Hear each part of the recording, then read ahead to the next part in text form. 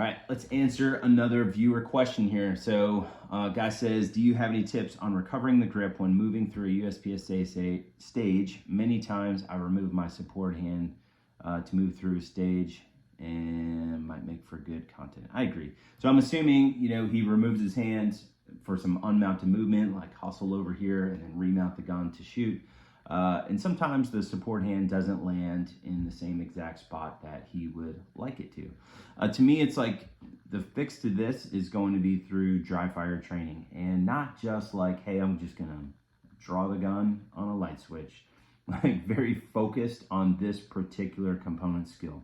What I might do for something like this is maybe set up 3 targets on one side of the room, take a piece of tape, masking tape, painter's tape or whatever, stick it on the ground to make a fault line over here, then maybe 3-4 yards in another direction, masking tape on the ground to make a fault line, and then maybe 3-4 targets over there, just to give yourself some shooting positions. Use the masking tape again as fault lines.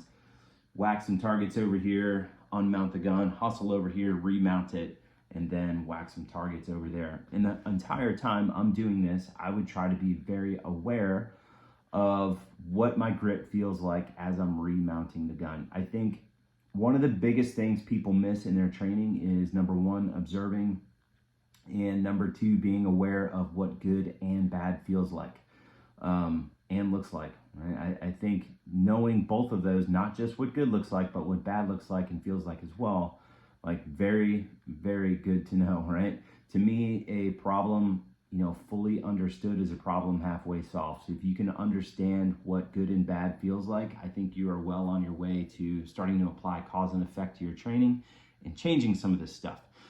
So through changing this and being aware of like what good and bad feels like, that's not the end of it. I think the minutia comes into, where the minutia starts coming in is like, what are the specific cues that you're looking for in regards to what your grip feels like. Like when you're trying to get a good grip, what is the cue that you look for? Some people will do things like, I want my hand to land right here underneath the trigger guard as I'm bringing the grip back up or as I'm remounting the gun. For me, I don't typically like that because I can hit underneath the trigger guard. Sometimes it's too far forward, sometimes it's too far back, etc. What I like to do, and this is just a me thing, this is like the cue that I use to basically remount the gun, is I want my palms together at the very, very back of the gun itself, right? I find that when my palms touch at the very back, like my thumbs will land basically like this, and it's like, yep, my hand is in the exact same spot that I want it to be, and I know this is like, that magical feeling, so to speak, of a really good grip. It's like palms at the very back, like that's my particular cue. You don't have to use that cue.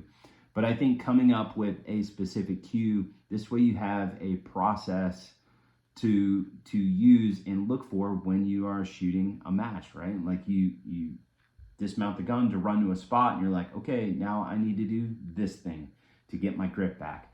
To me, that would be the way that I would attack something like this. So again, being very aware of what good and bad feels like and looks like, and then coming up with very specific cues just to tell yourself while you're shooting this stage, right? You're coming into a position 3 to 4 steps before you're about to land and start shooting. Like you get the gun up, pre-aimed on the target. You think, all right, there's my cue. Hands start coming together. You start looking to the spot that you're trying to hit, slowing down, stepping softly, etc. All of this stuff. But I think adding, that little bit of a cue to your training in terms of like some sort of process, right? All right, my hand needs to go right here every single time. I think that will help. That will help you basically get to a point where maybe one day you don't even really have to think about that cue anymore because you've done it so much because of the process that you have created in your training. So there you go. That's what I got on that. Let me know if you guys have any questions, comments below.